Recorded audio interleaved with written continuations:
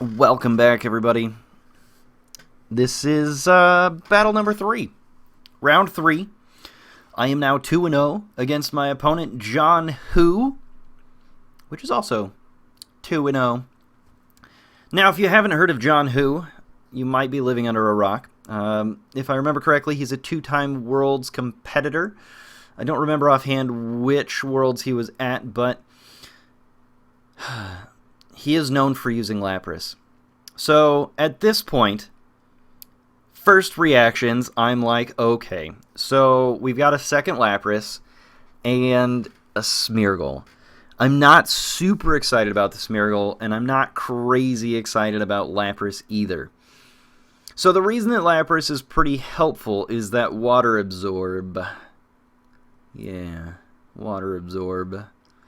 I mean, if you catch a full power Water Spout from a, Primal Kyogre, modest mech special attack, you can restore a decent chunk of HP, So, I mean, it makes sense, Lapras being viable at all, but it's still a weird pick, right? So then we've got Aerodactyl. I'm going to ignore Smeargle, because Smeargle does Smeargly things. It's a really annoying beagle. But Aerodactyl. Aerodactyl is actually a Pokemon that I had thought about using. It gets Rock Slides, and Rock Slides are really helpful in a lot of ways.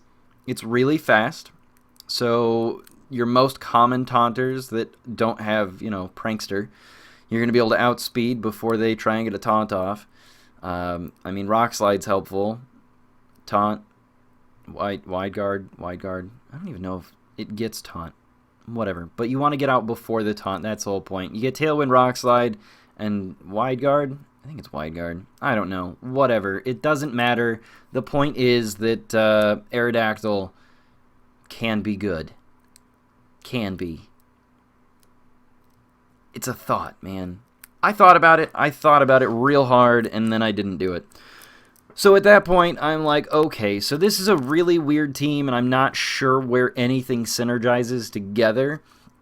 Because when you look at, like, Groudon Ray, Raydon doesn't really make a whole lot of sense to me. Ray Ogre makes a whole lot of sense because of the synergy that you have, where you can eliminate the pressure from the harsh sunlight by bringing in Ray on a Groudon. And then by locking out the weather, then you can just go for, a water move at all and be able to clear out that Groudon with no ill effect. So I don't really like the use of Raydon because Ray then opens up Don up. I mean, all of his weaknesses are just cracked right open right in front of your face. So you can't have them on the field at the same time most times. Unless you've eliminated, water moves, which everything running HP water lately kind of gets sketchy. So at that point, Mawile. Mawile is actually a really big threat to this team, especially if it's under Tailwind and I don't have a Tailwind up or any speed control, or if it's Trick Room. Mostly because Mawile does a lot of damage, Sucker Punch is a pain, and Mawile kind of hurts Kyurem White a lot. So, yeah. Earth Power does one-hit almost every Mawile ever, but, I mean, Sucker Punch is still going to hurt a lot. So these are things that I have to keep in mind while I'm playing. At this point, Gengar is probably my best lead-out, just because when you're up against Aerodactyl and it's got a Tailwind, yes, you could set up the Tailwind, but then Rock Slide could pop you in the face. Groudon could run Rock Slide. You could have Water Move coming in at some point, since I have no way to prevent water moves from Lapras, so Talonflame just felt really sketchy. Although, yes, you could taunt the Smeargle. Because I've got Scizor and Kang and Talon on the team, most Smeargle players don't bring Smeargle against me because they're being smart. Bringing Smeargle against Kang, Talon, and Scizor opens you up for a world of hurt. So with that, let's jump in. We'll get everything going. What did I pick for this one? Gym Leader Battle Music. Awesome. So he leads out with Aerodactyl and Mawile. I expected the Aerodactyl, but the Mawile was actually kind of weird for me.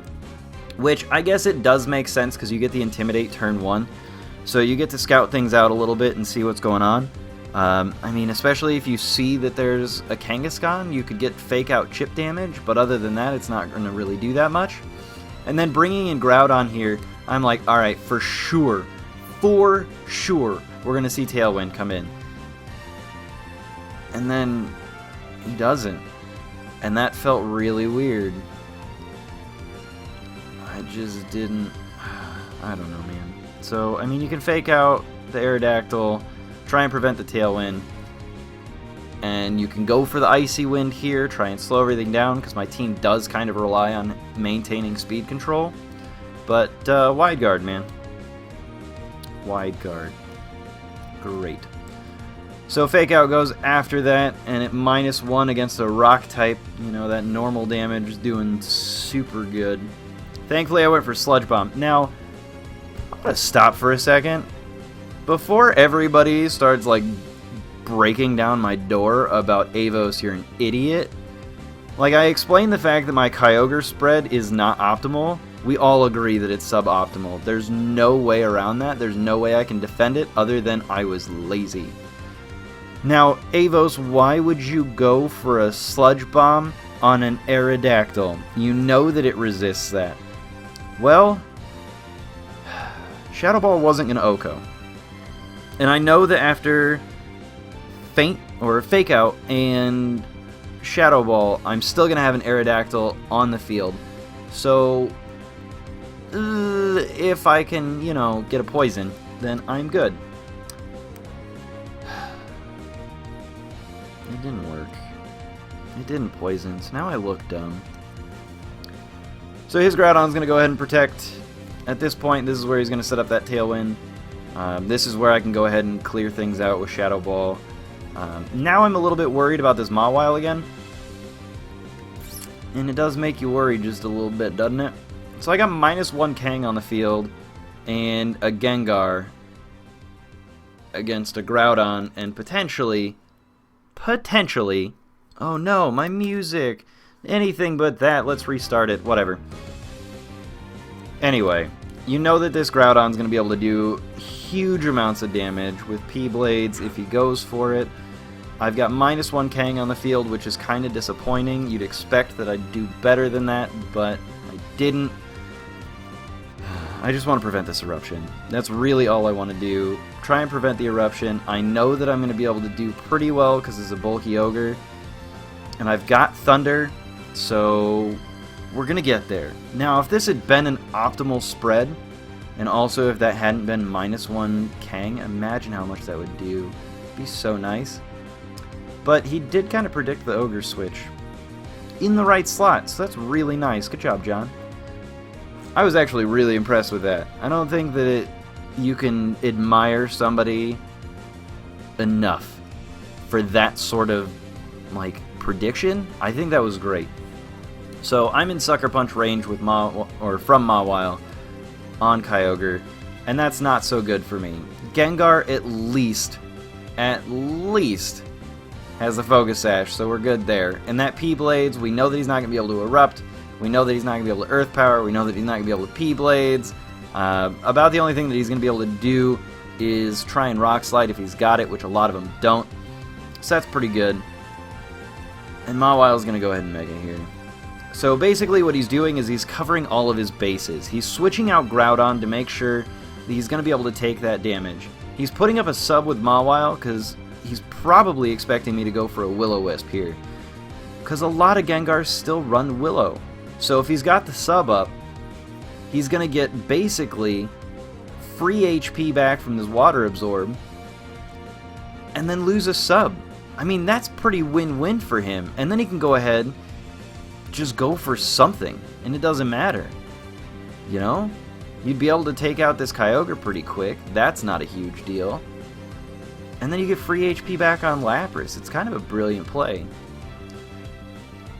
Unfortunately for him, I actually didn't bother to worry about that Sucker Punch. I mean, this is where I knew that I needed to play aggressive. I figured that Lapras switch was coming in. We're going to restart that music again. Lapras switch coming in for that Groudon is not terribly uncommon if you've got a Lapras available. So it wasn't a difficult read to make. But now at this point, I know that he's got a Tailwind team, so I'm pretty sure that this Groudon probably... Wait, T-Wave? Great. So now I have to deal with T-Wave. Damn it. Anyway, this is a great play by Jon to go for that Ice Shard. I get the low kick to finish off Lapras, which does me some pretty good damage clearing that out. But now he's in a position with the sun up where he can go for that Eruption. I didn't see that one coming. But he did a great job clearing out that Gengar. He gets a nice double down. We'll have to buy him one from KFC when they have it again. Jon Hu, I will buy you a double down the next time they carry them at KFC and I am in your general vicinity. So now at this point I've got Kyurem and Kyogre out against a -1 speed Groudon, and I know that with that -1 speed I'm going to be able to take this thing out.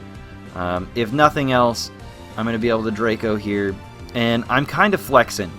I'm going to show him that this Draco is going to be able to take him out. Also, I want to make sure that Kyurem's going to be protected for the next turn because I want it to take as little damage from P-Blades as possible or an Eruption. So I protect the Kyogre just in case Draco missed, and then we're good to go.